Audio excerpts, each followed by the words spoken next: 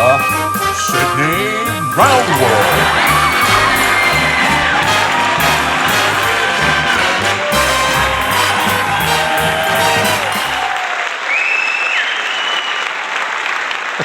Hello, good evening, and welcome to this, the TooFatLardies New Year's Oddcast, broadcast today, the 1st of January 2026, as we welcome in the start of the new year night. And today, I'm joined by my two guests, Nick Skinner and Richard Clark. Gentlemen, I trust you have survived the excesses of the festive season and last night's entertainment, and you're ready for a really productive new year. Did you both have a great Christmas? Yes, I did, Sid. Thank you very much. What did you get up to? And in fact, I'm still in the indulgences.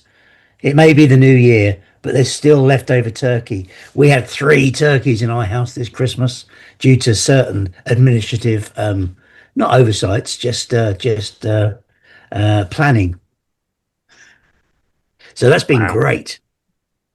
Richard, how was your Christmas? Too excessive. So I'm as soon as we finish this, I'm actually off for a 10-mile tab. I've got to get the weight off. I'm going to be on Bondi Beach in a week's time, and I've got to get my beach body ready. Otherwise, they're going to be sending out the sort of whale hunters and harpooning me.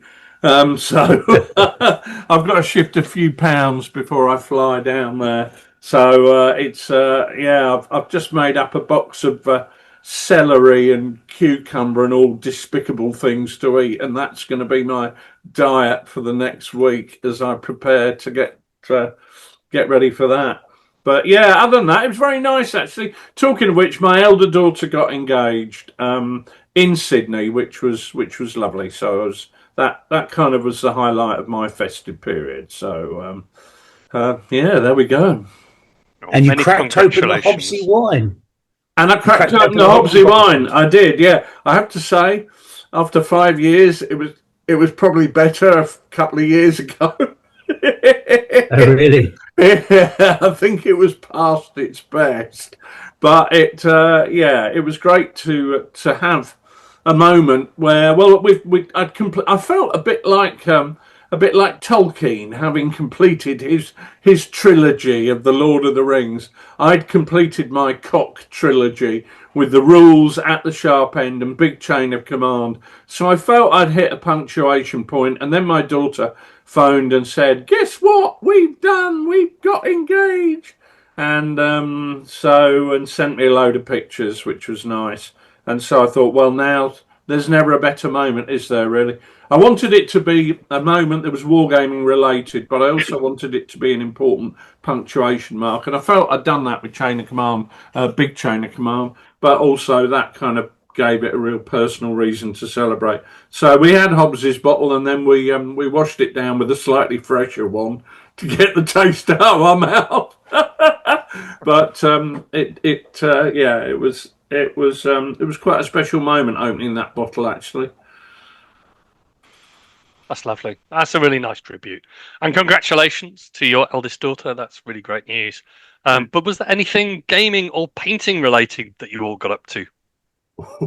I did, actually. My wife played her first war game. My younger daughter played her first war game, and her boyfriend played his first war game. We played What a Cowboy. The night before, we had played Uno and another card game version of Monopoly that was so utterly sodding painful. I thought, I'm not going through that again. And so after Boxing Day lunch, I cleared the table, and quietly, while they snoozed after the excesses of lunch, I set out Roundwood, California, the well-known village set up by Dr. Roundwood, the evil Dr. Roundwood, now abandoned, and we actually got to play What a Cowboy, which was fabulous fun. It was actually really good fun, although my wife said at the end of it, "This is not a game for girls," which was ridiculous because Emma really enjoyed it. But I think my wife was just determined not to enjoy it, even though she won the game pretty much single-handedly. But yes, it was. Did you have shoot him in the face, Jim? Was shoot him in the face, Jim? There, we had Ugliest Sin, Jim. Yeah, Ugly Sin Jim. That's yeah, and we had Sheriff Ron Seal. right. So we had all the characters. All the characters I'm were sure there. they're impressed. I'm sure they're impressed by the range of your character inventions. I think they were slightly bemused by some of the characters' names. Yeah, but it was, And we did we had games at Christmas. We like to play family games, but we got a few more of the Euro games that Richard doesn't have. So we played Ark Nova yesterday, which is a game around building up a zoo, which I've never known a game like it for just filling the table with stuff. It fills the table with cards as you grow your zoo. It becomes, you know, you need a large dining table to play it on, Sid. You couldn't play it on one of those small games cafe tables. And it's also a long game. You know, it's a 4 hour game at least to play that with 4 people. But really good fun. I really enjoy playing it. Every time I get it out, I like it. It's different every time. And we had a few other ones, Azul, and my daughter got a game about landing an aeroplane, a 2-person cooperative game about landing an aeroplane, which is haven't played yet, but sounds quite fun. It's got quite good reviews. I think Sky Pilot or something. I don't know what it's called. But anyway, it's quite good fun. But in terms of wargaming, we've been doing so many family things and going to see Avatar and what have you that I haven't actually got the paintbrushes out. I've been full of great intentions, but today forward is that time because I want to do a jump off point for the jump off point challenge we're doing on Patreon because I've got some ideas for what I want to do there. And I'll maybe do a World War II one and a Mexican one that I'm going to do for that. I've got my Sherman lined up for Tom Egan's Sherman challenge. you ain't got long. Bloody hell. No, I haven't really, but luckily it's a corgi, so it should take me about 10 minutes. But you've been much busier than I have, Rich, because you've been able to celebrate engagements and drink champagne and play What a Cowboy, and with your left hand paint some stuff. I painted loads, actually. I painted loads and loads as part of my Panzer Lair project. I've been doing a lot of research into Panzer Lair in Normandy, which people can follow on Patreon if they fancy. Just really a few comments on what books I've looked at and what maps and how I go through developing pint-sized campaigns. Really just a companion piece to something like At the Sharp End, just so people can see what personal journey I go on. And I decided when compiling the support list for Panzer Lair that, I better paint all these then. So I've literally gone through and I painted about 20 different models for Panzer Lair, everything from Jagdpanzers to Griller, infantry support, self-propelled support guns to, the usual Aufklärungs half-tracks, the Panzer Grenadier half-tracks, even a Borg Ward exploding vehicle. So yeah, that's been good fun. I got my airbrush out.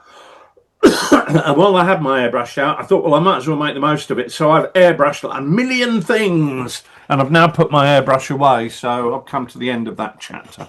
But yeah, busy time for me. Busy, and of course the Tom Egan Sherman Challenge, which I did.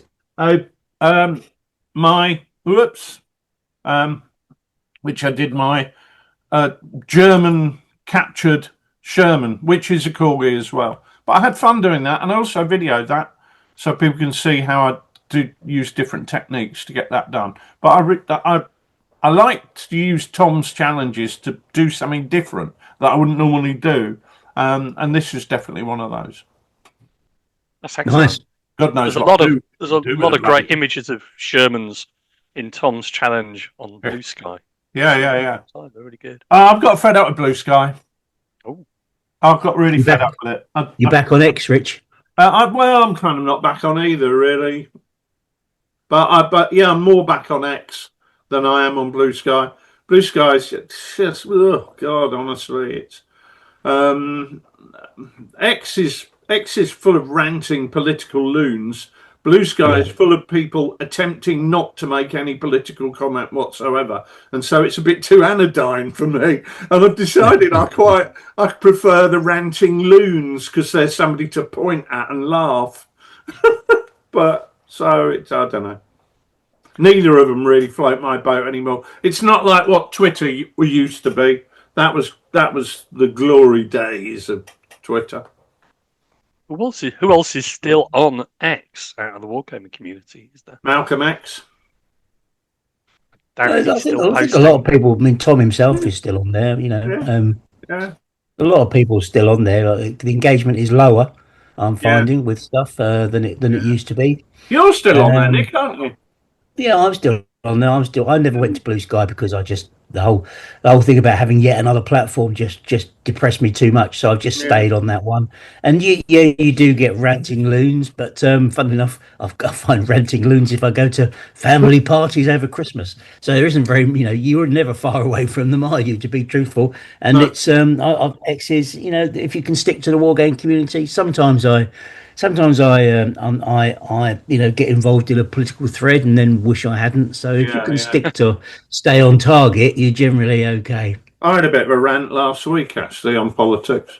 Only a minor one, but sometimes you think, bollocks, I'm going to say my piece. Yeah, absolutely. There's so many bloody idiots in the world that somebody needs to stand up and say, you're a bloody idiot. I agree. Yeah. Speak out while you can, eh, Rich? Yeah. Sydney, what about your Christmas? Were you filled with bonsai bonkers and flashing blades? Or were you Um, ranting on X? no, I don't go. I have never deleted a profile on X, but I've lost the password. I can't remember how to get into it, and there's nothing there which is persuading me to spend the 30 seconds to reignite the password. So I haven't really bothered. No.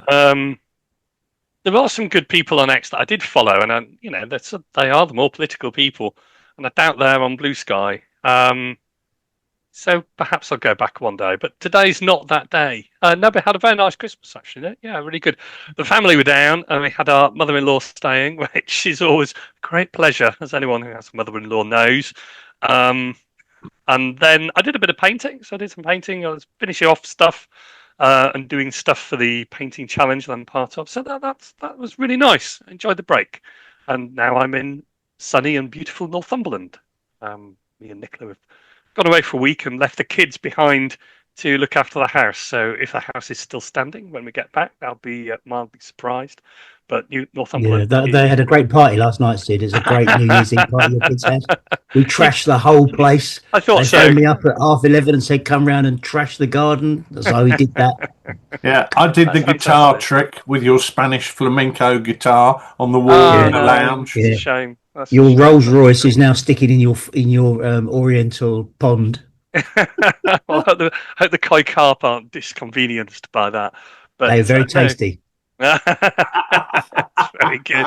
Yeah. How did you get on with your map project, Nick? Because you were using SPI maps. Well, yeah. So we've got this project going where we're taking the old Avalon Hill SPI games and trying to find a way to work with them. Richard and I are going to do something next week together Yeah. on this, and I've done what everybody else has probably done over Christmas: is get them out, look at them, and think, "My God, this is bloody horrible!" And how do we do something better with this? But so I picked up one. Well, that's not true because the Holland game, the Holland 44 game, is a really good game. What I think really frustrates me is the fact that you have to play the same game every time. I mean, the thing that makes them different to other war games is that when you get them out and set them up, you'll set them up for the same game every single time you play them. And what I quite like is be able to vary that. To be able to say, actually, I've got all the bits, I've got all the units for Market Garden. Why can't I set it up for Operation Comet? And the plan that would have been, the one that was the pre-sequel of Market Garden. Let's set it up for Comet and play Comet and see how that works. And you could do that on the same table. Actually, and you could probably do it with the same rules to some degree, but the rules are very much geared up to create the campaign that the games designer wants you to play. So if we can strip away some of that stuff and get back to some core stuff about easy things like, what kind of cover is a unit is either in the open. It's like a figure, really. A unit is either in the open or it's in light cover or it's in heavy cover, isn't it? So you can just strip back some of the complex stuff and bring in some more simplistic approaches. It means that we can reuse those maps. So I'm looking at that Holland one because Holland, it plays a great game of Market Garden, but that every time you get it out, it's the same thing. And I've got one on Operation Grenade, which is the Yanks in the Ruhr Valley. Ruhr Valley, yeah, and I've got one at Okinawa as well. They'd be quite interesting to play, wouldn't they? Quite interesting scenarios. So if we can get something going on that, we're going to get some ideas together, Rich and I, next week. Put some stuff out to the Patreon guys. We've got a bit of a think tank we're creating on Patreon of like-minded individuals who would want to be able to get more play out of these games. And hopefully over the next coming months, we can create something as a community that we can share for people to hopefully enjoy and get more out of these games, because we've all got them, or many of us have got them on our shelves. Yeah. And when we get them out, we think, nice map, but it's hard work. Excellent. Well, we very much look forward to seeing where you get to on that. Some of those maps are just works of art. I remember the one we used for Bitter Woods, you and me, Nick, and Noddy. Exactly, yeah. But the rules were pretty painful. They're great for getting an overview, a really good understanding of what was actually going on, because they're quite well researched in terms of units that are involved and locations and that. So they're quite nice to lay out and see, this is the campaign in front of me, and you press the play button and take it forward from that point. So it's quite nice from that perspective. And they also seem to do things that tabletop war games don't do. I'm famous for not liking big battle war games, and one of the reasons for that is that I've never really found a set that I think really truly replicate the command, the whole range of command decisions that have to be made. Now, one of the things you often get in board wargaming is logistics. That is very rarely represented in any way, shape or form in a tabletop wargame. And the idea that units don't fight forever, that they need to be rotated out of the action in order to replen, resupply, recrew possibly before they're recommitted, and things like that you don't really see in a tabletop game. So I'm quite excited by the opportunities that are there. And then maybe, we can take some of the ideas away from that and look at putting that into some tabletop gaming stuff, because there are a lot of people love play big battle Napoleonic games. It just doesn't do it for me. I'd actually rather go to the pub and read a book.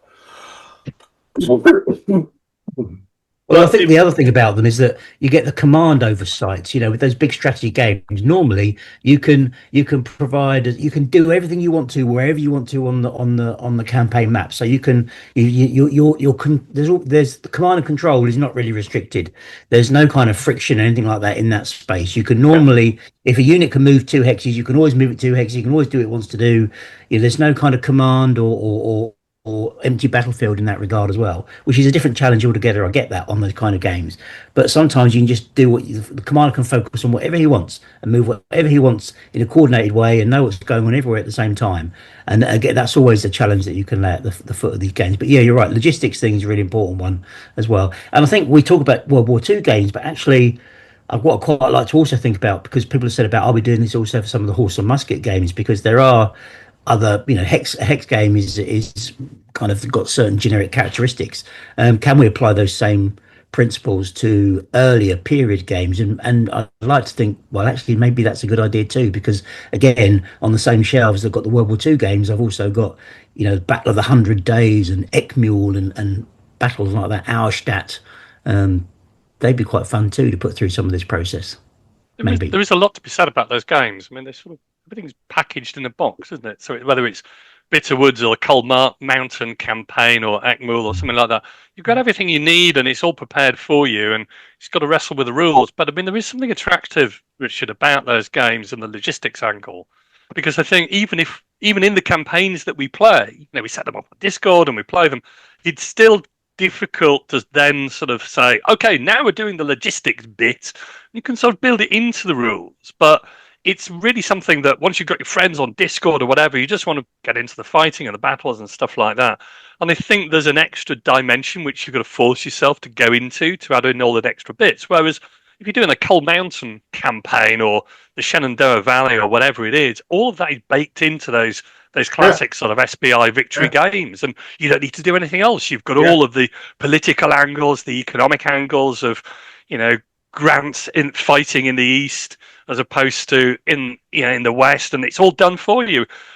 All you need to do is to wrestle with the rules, and the rules are written like legal textbooks. They're not really facilitative, and that's because they've got to be played by somebody from, Japan to Venezuela. And I think the theme is fantastic of a lot of those games. It's just coping with the rules, really, and learning the rules for each new game that you get. I think that's defeated many of us. I think the rules also tend to give a binary outcome. You know, you continue fighting or you're dead. And I don't think warfare does present binary outcomes. I think there's very little that is black or white in warfare. It's usually different shades of grey. So I think there's aspects of combat that need to be addressed. But I mean, board games do some things better than tabletop games. Tabletop games do some things better than board games. It would be interesting to look at the other and try and apply it to, you know, the opposite, or whatever the terminology would be.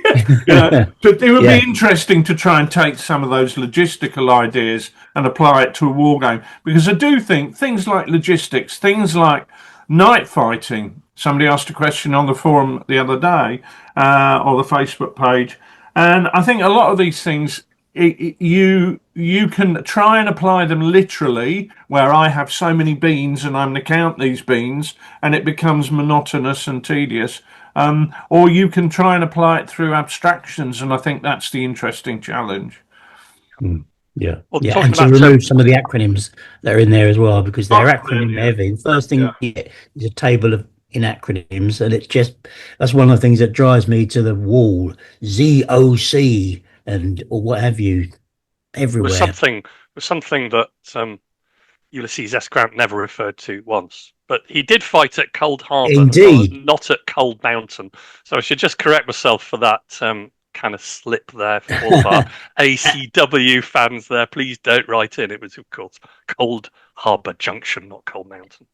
Anyway, Sid, I know we need to move on, but it's a project that we're kind of opening this box. We don't quite know what's in it. We're kind of poking about inside it. We'll see what energy we can get from looking at it, see if we can come up with something.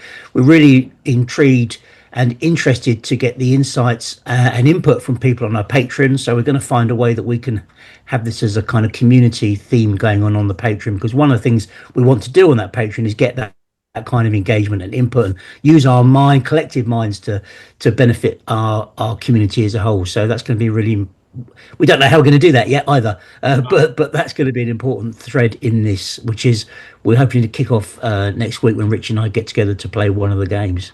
Yeah, we'll have to be quick before I go to Australia, but I think that we decided that the only way to do it is to jump straight in and play a game, and then we can critique what we've seen and what we've done. So, before we delve into the details of that, let us collaboratively move from here to one of the other rooms in Lard Island.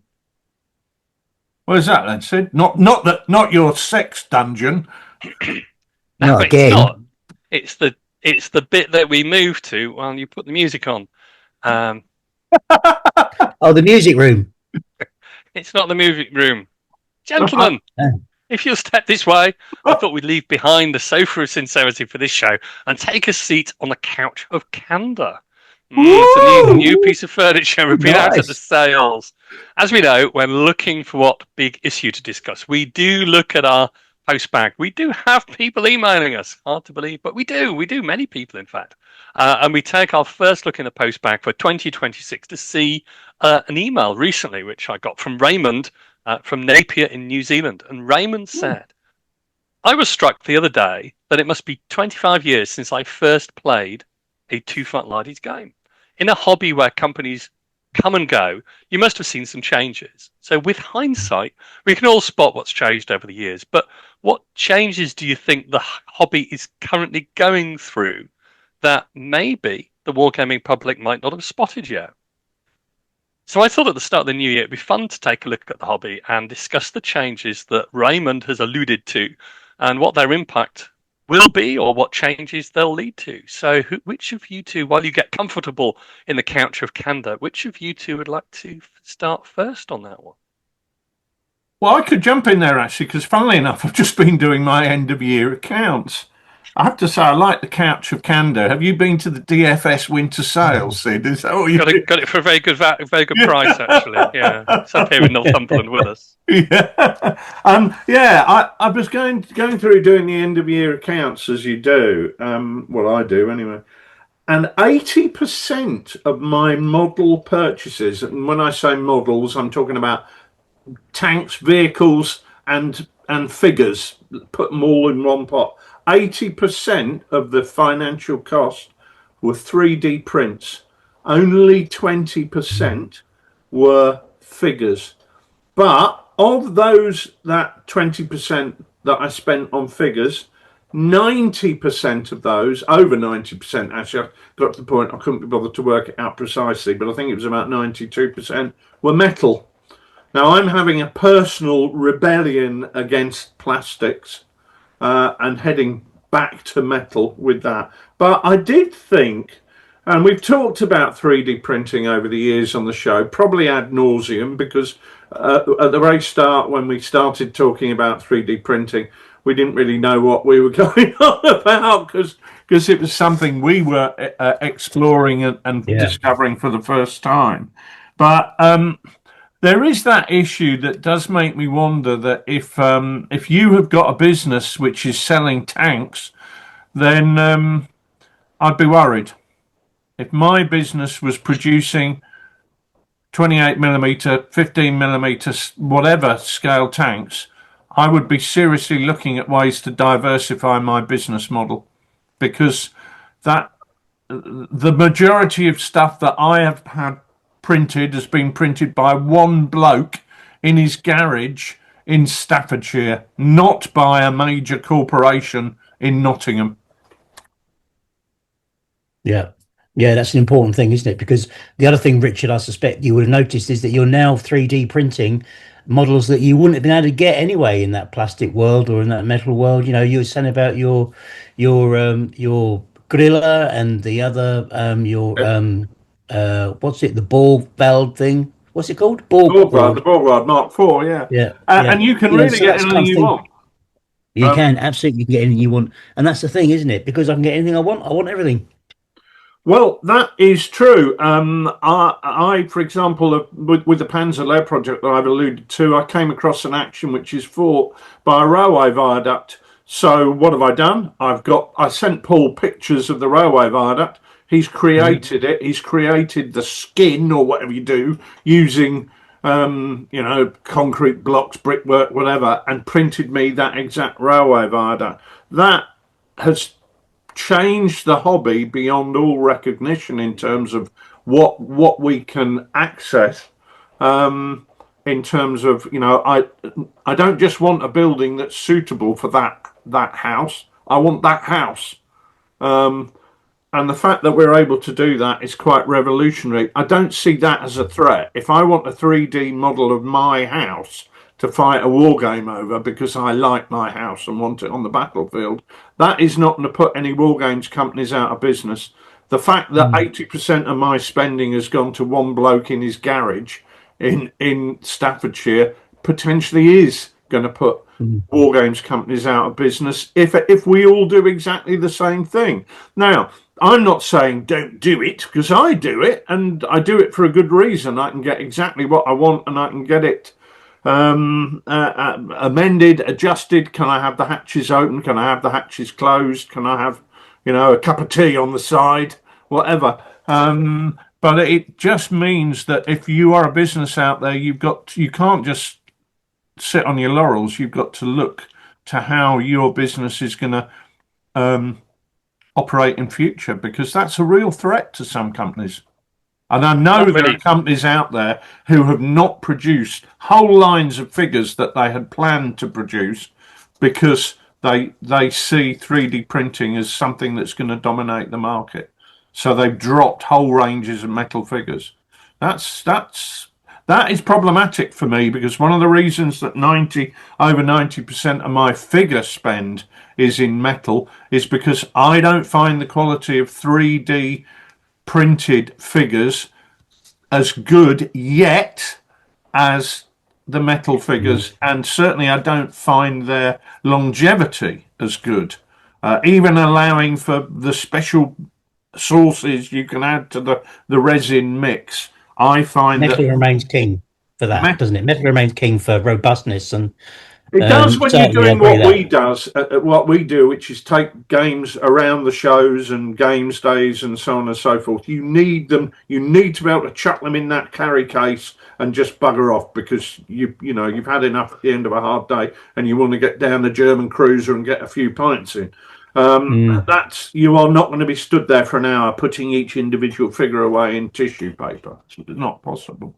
So, And you see, therefore, though, Rich, don't you? Because companies are realizing this. Companies are realizing that you can buy a Sherman tank from anywhere. That actually, if they want to create something different, they need to create bespoke ranges that are almost outside the historical realm, because then they can own whatever it is that they create. So we see quite a lot of kind of World War continuation ranges or adaptations of some kind of, what would be the word, punk, some kind of steampunk kind of approach to it, which takes the historical base and then builds it into World War One continued or World War Two continued or whatever, which means you can create these new things that then you own, that again, because you can produce them so easily actually, and people like shiny new things. We're very easily drawn now into these kind of games where we can make a departure from the historical norm into a space where we can do something that we see as a bit more niche and probably requires a bit less research, dare I say, and people quite enjoy those kind of games because I can pick them up, play them, and we see a lot of these games coming through now. We talk about success of some of the small games that come through as well. The kind of all this is all going on in the hobby, isn't it? And it's creating energy because it creates sales, it creates activity, and it creates interest, but it's very much on a kind of ride the wave approach. Do you not think? I think you're absolutely right, and you raise a really, really interesting point. If I want to create a game that is going to make me money, I want to own the intellectual property to that game. So why would I do World War II when I can do World War II with fruit bats? Or why would I do World War One when I can do World War One but with tapeworms?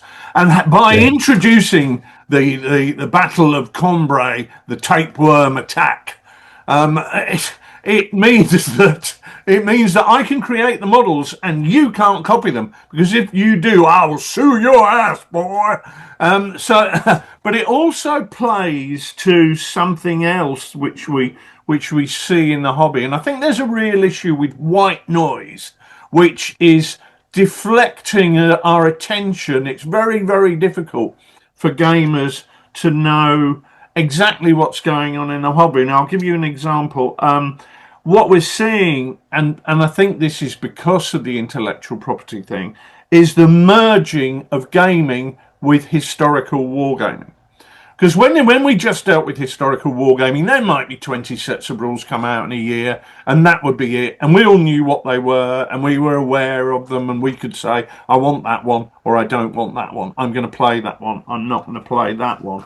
But now what we're seeing is the fact that gamers are saying, I'm not just a historical gamer, I'm a gamer, which I've always looked on as being positive. It's great, 1 minute I could be playing World War II, next minute I could be playing Batman and punching the Joker. Oh, that was good, wasn't it? Kapow, Zowie, and stuff like that, which is great fun. But it does mean that we're seeing a whole range of rule sets arriving, not just historical rule sets. In our sites are now all those other gaming rule sets. And we're shifting, not necessarily shifting completely away from history, but we're seeing a hybrid between history and non-history. So it's like, it's World War II, but with magic. It's the tapeworms of World War One. And because of that, but we're also seeing that combined with the modern way of marketing. So Kickstarters are very, very, very dominant in the way people produce things. And of course, what they're doing is they're selling you the sausage, the sizzle, before you ever see the sausage.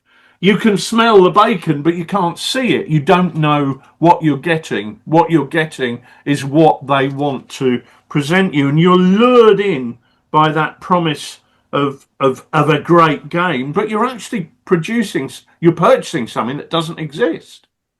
So But it's a massively important part of the hobby, though, isn't it? Because it's churning activity. It's creating turnover for businesses. You know, if I am producing stuff and my, you know, if I'm producing Charles Staddon 30 mil figures, you know, the world, you know, either the war games world is full of everybody playing Charles Staddon 30 mil figures, or I've got to move to where people want to be and create the new thing for them. And we're always going to see a productive cycle of new ideas coming through, and 3D is just a great way to allow that. So we've got creative thinking in terms of product design. We've got people creating new products, new product ranges, new figure ranges, some of them fantastical. History's been done. Let's face it, they've stopped making it, or have they? Or no, it's still going on. That's right. And then this creates a figure range that you can create something out of your own imagination. You can create interest. You can grow a story. You can buy people to buy into that. We see it on TV all the time where people are creating one idea, and then one series becomes a mini series, becomes a kind of massive growth of sort of 15 series programs that people like to consume, and then they move on to something else. It becomes old hat. I think that's the correct analogy. And what you're seeing is, I've read a couple of books recently on game design, and what they're highlighting is that the games we play are increasing. We play games increasingly in the same way as we watch television series. We don't watch that every Thursday night. We watch the next episode in the series. What we do is we get the box set on Netflix or Amazon Prime or wherever, and we binge watch. We binge watch the whole series. We completely immerse ourselves in the storyline, and we live that storyline for a very brief but intense period of time where we consume nothing else, because that is our everything. And then at the end of it, we throw it away and we move on to the next thing. And that's increasingly the way that people seem to be thinking about games. I will buy a game. I want it to be really, really simple so I can get the figures on the table immediately. If I have got any questions, I don't actually want to read the rule book. I just want to ask online, because it's easier than committing my energies to reading the bloody rules. And then I want to play it and play it and play it and play it, and then throw it away. It's done. It's finished with. Now, for me, I was talking about the threat that 3D printing presented to manufacturers of scale vehicles. That's the threat to us, because that's not the business model we have when it comes to producing a game, because we've always said we don't want to produce that 45 RPM single that you play for 6 weeks. We want to be producing that album that you're still playing in 30 or 40 years' time. And that's the difference. The two are not necessarily exclusive, though, are they? I mean, a well-designed set of rules, you could have a situation that people do play it very actively for a small period of time, but it's the support which goes with that set of rules or that period or that theme which really gives it its longevity. I mean, rules which have longevity or games which have longevity don't do it by accident. I mean, you know, Dungeons and Dragons has been around for 50 years or however many years, but it's been consistently supported. But that's the point. That's the point. The question is, what changes have happened? People aren't going to be playing games for 50 years. They're going to binge play in the same way as they binge watch, because this is the way society has changed. We don't have the attention span. We don't have the desire to commit, or at least this is the narrative that's being. I'm not sure that's entirely true. I mean, you think about the number of cooking and knitting and sewing programs or repair shop programs on TV. They're all focused on a more analog experience than purely a digital one. What I'm saying is, this is the narrative that we're being sold, and I think it's wrong. I think it's wrong. I think people do still want to play games that have content. But if you read the hobby press, or a lot of it, now I'll give you an example. There's a War Games magazine out there that does a survey at the end of every year. What's the best set of rules? What's the best this, that, and the other? Chain of Command used to win there. What's their best set of rules?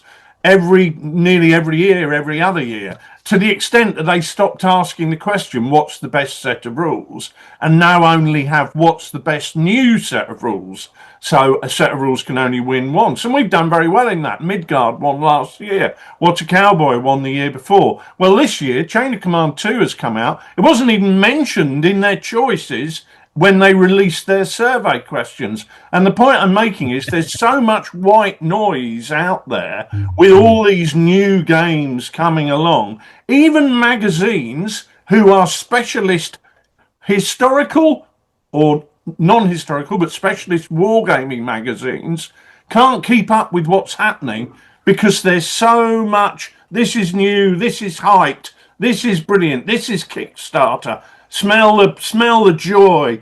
And that's combining with people being told buy games, they're disposable. But I don't believe that's the case.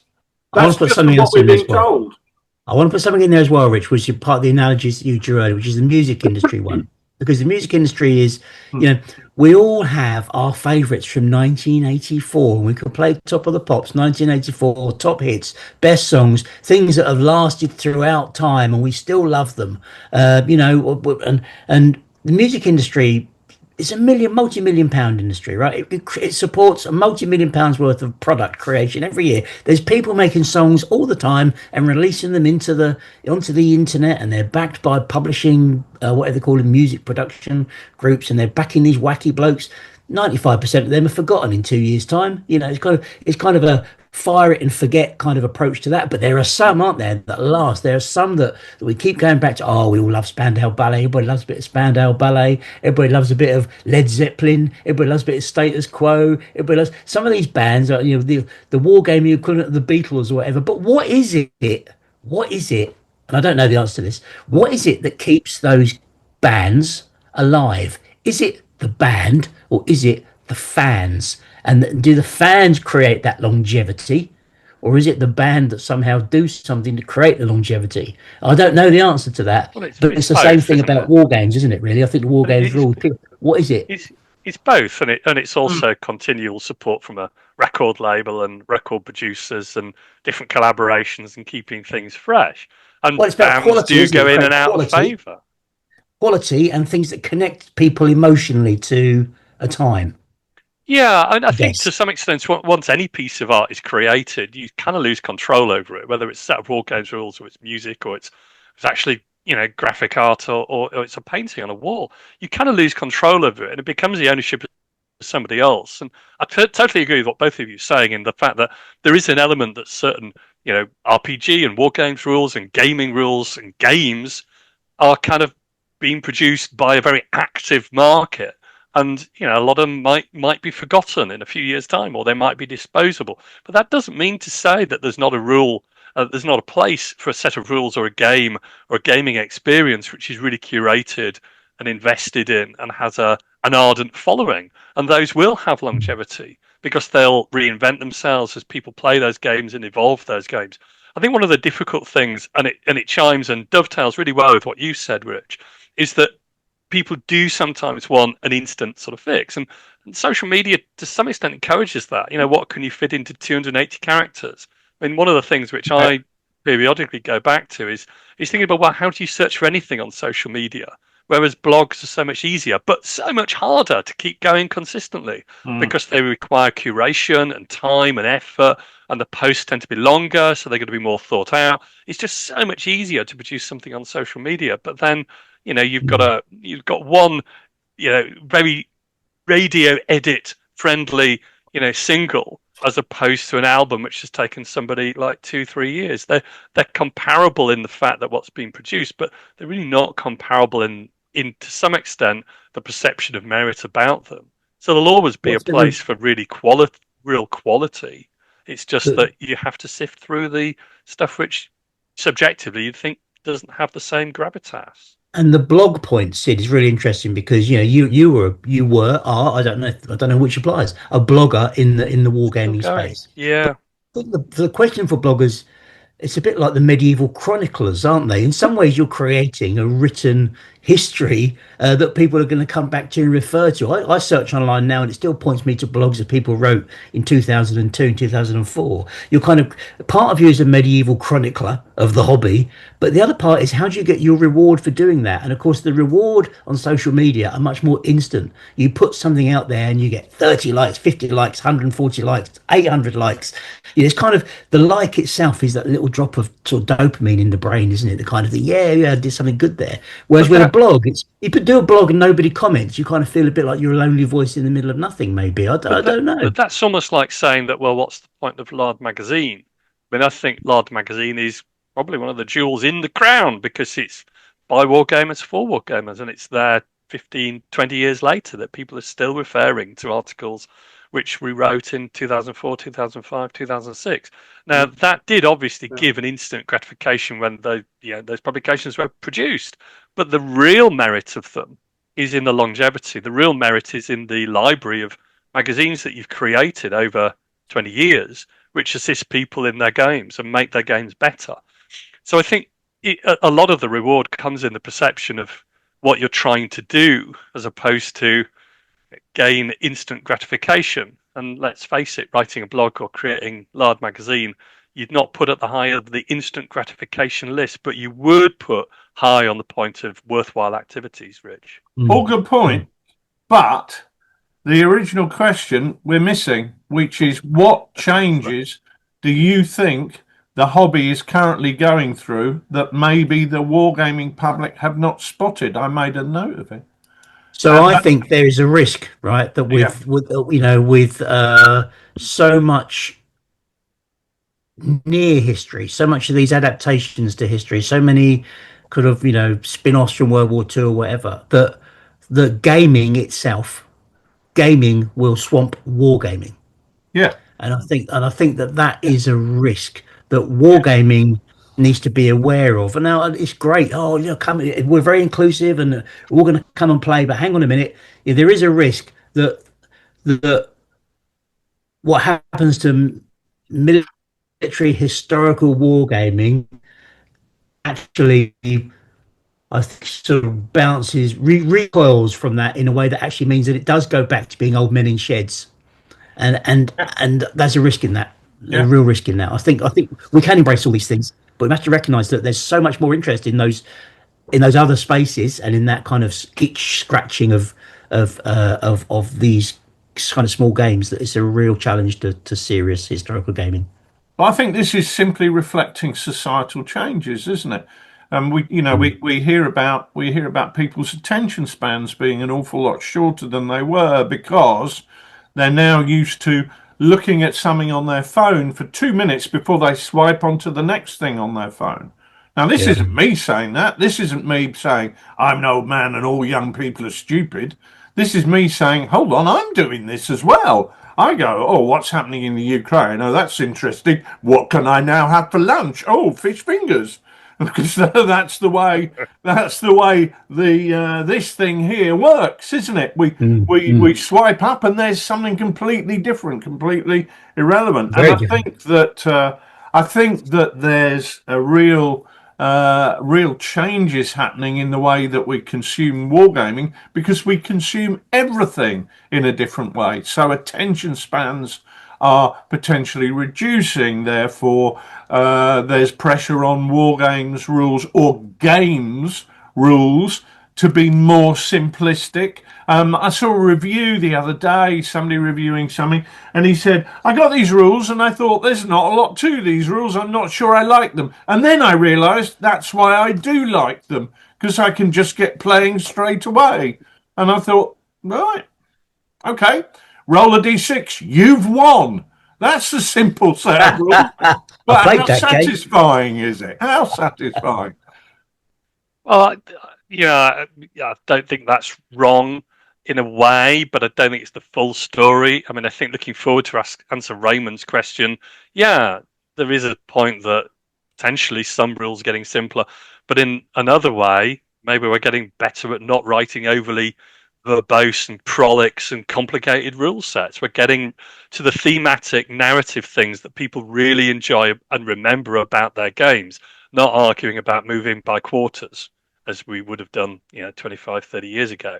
I think that it's becoming a more diverse, broad, less male focused hobby. I think that's really, really strong. That continues. I think it is a hobby which people are using different spaces to undertake historical wargaming than they would that they were done previously. I think that's very strong. I think we're also learning from other ways of developing games and rules and thinking about what sort of gaming experience we want. And I don't think necessarily we thought as hard, I certainly didn't, like 30 years ago or 20 years ago, about that. But now you're curating an experience in a specific time frame because people just don't have as much time to spend playing a game over a day. They want to do it over 2 or 3 hours. None of that, even if that is the change or a change, none of that is bad. It's just an observation, really. And I think that you can see that as being as something which is a threat to historical miniature wargaming or not. I'm going to say something here. What's this couch called? The couch of candor. Of candor. Couch of candor. Well, I'm going to be candid here, and I'm going to say something that's contentious, because I was hoping it was the couch of contentiousness, in which case I'd be in the right place. But I think that gamers today are less adaptable than they were 25 years ago.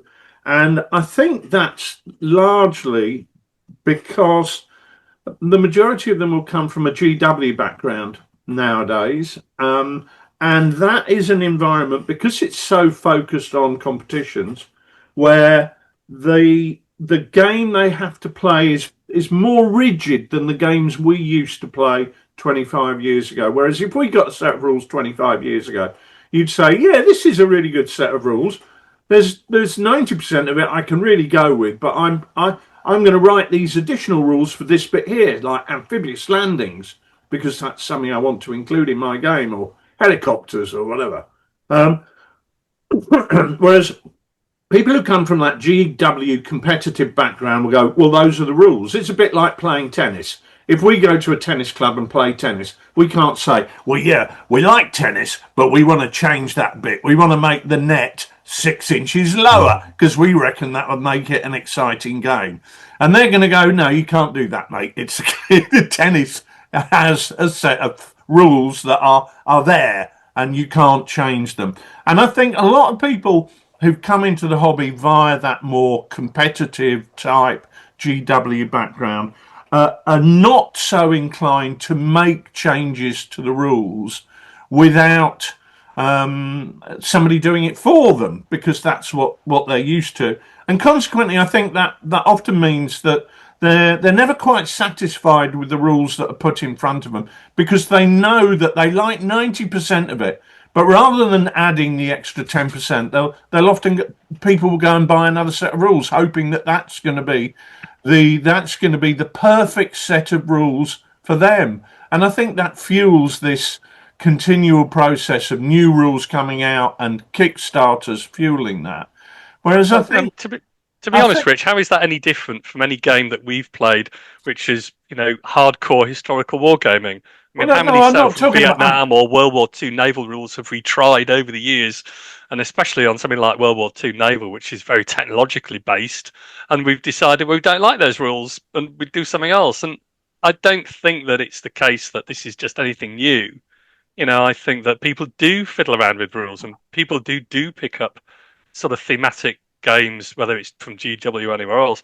They're going to fiddle with them just like we fiddle with them consistently. I don't really see that people are just playing the rules because they're there written down. People will house rule all of these sort of different games. I think, though, we've got to be careful about that because so I said earlier on, I've been over Christmas playing these kind of Euro games, these Ark Novas and Azul and things like that. People don't adapt those games. They play them directly out of the box based on the instructions they're given. So they expect to be given a structure that's going to work and give them a satisfying result. But so they're not historical miniature. They're not miniature war games where you've got that flexibility of no gridded boards. You've simply got a table with terrain and line of sight. But this is the point. No games. Sorry, we can only one of us talk at any one Yeah, time. you That's go. part You of the go. problems with the technology. And I will speak now. Thank you very much. You said earlier on about your family playing water tanker. Cowboy. What a cowboy. I don't know why you didn't play water tanker, by the way. But anyway, I'm not taking offence at that. So the thing is though, they've got a gamers. They were gamers. They were willing to. The reason they're even willing to have a go at it is because they've encountered other games and they've got their gaming head on. And I think gaming is huge. Wargaming is not as big, and gaming, as I said earlier, the risk is that it swamps that so many gamers move into wargaming that it swamps us. The way that wargaming stays alive and mitigates that risk is by creating experiences that allow that transfer, that encourage people to bridge that gap and give them a structured way of managing a kind of experience within wargaming that gives them a positive taste and then they want more. It's bridging that gap between the two. And if they want to go into the hardcore historical gaming, they can do that from that space if they want to. But we've got to embrace the gaming mechanisms and the fact that these smaller games are going to be the future. And we've got to make sure that we can give people something in that space that they can enjoy. Now you can speak. I'll allow it.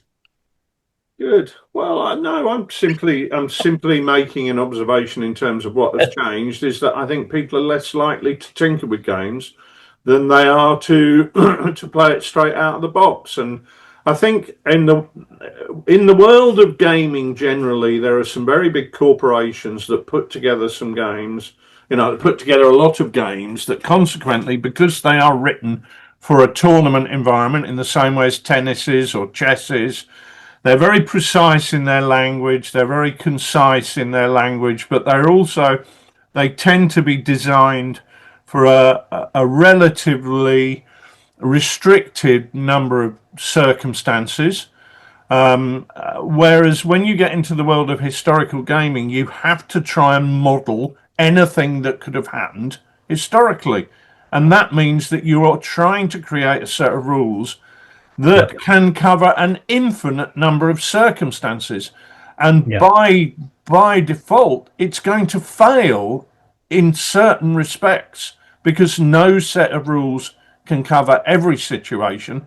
And if you had one that did, it would be an impossible read. It simply would be the most turgid document that you've ever come across in your life. And I've come across plenty when it comes to reading Wargames rules.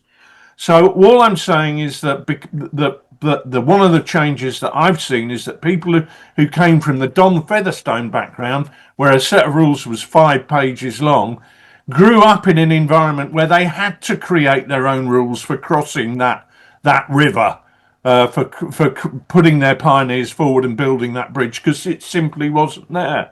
Whereas people who come from a GW background are so used to having a set of rules produced by a big corporation that does absolutely everything within the confines of the competitive environment that they have created. That for them moving into historical wargaming, there are often challenges there because the rules by default are not as precise, and they're not used to making things up as they go along, to be blunt, because that's what we had to do. So I just think that's something that has changed in the hobby. I'm not saying it's good or bad or right or wrong. I'm responding to the question from our friend from New Zealand and pointing out some changes. Yep. Yeah. Big issue, Sid. Well, it's a huge issue. And if we wanted to get judgmental, it could get even huger.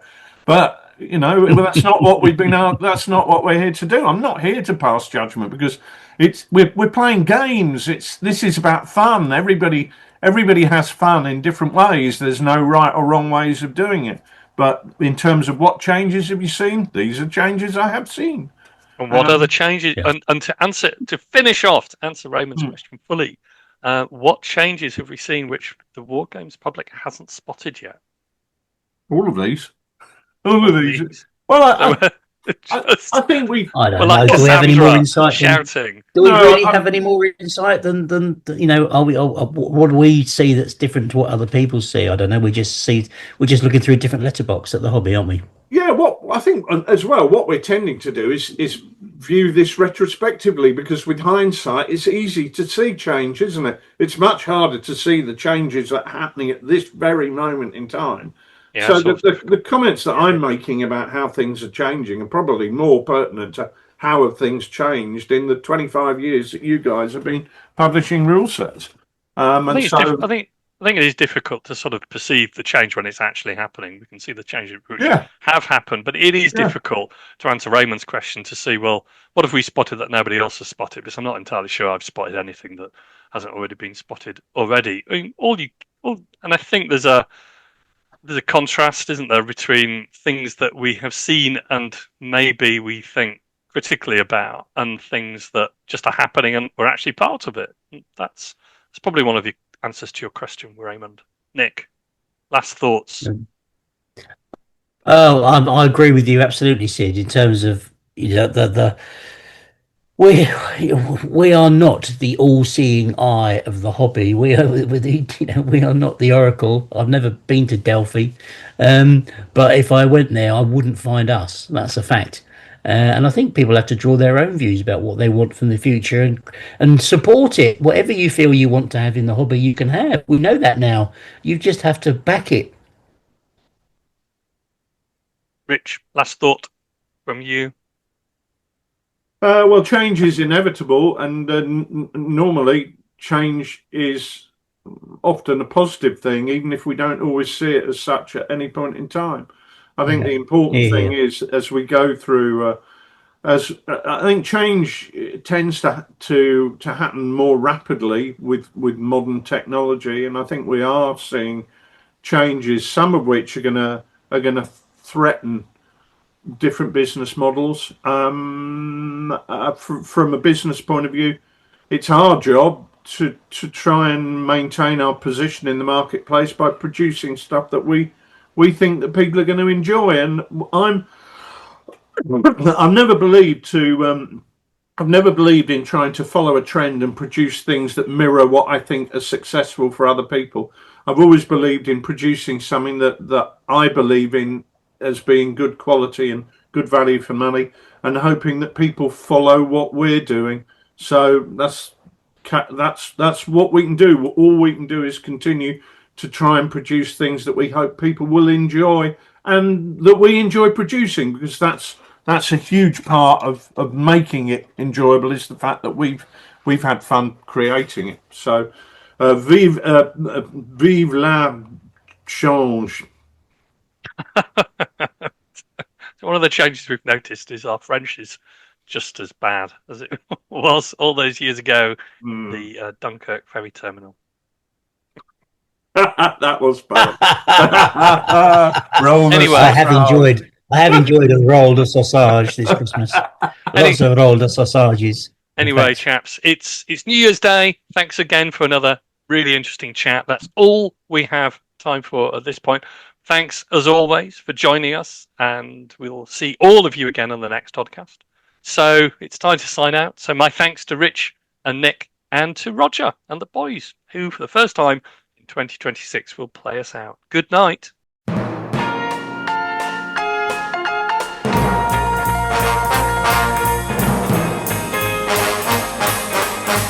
tonight's show, Sydney Roundwood is joined by Nicholas Skinner and Richard Clark.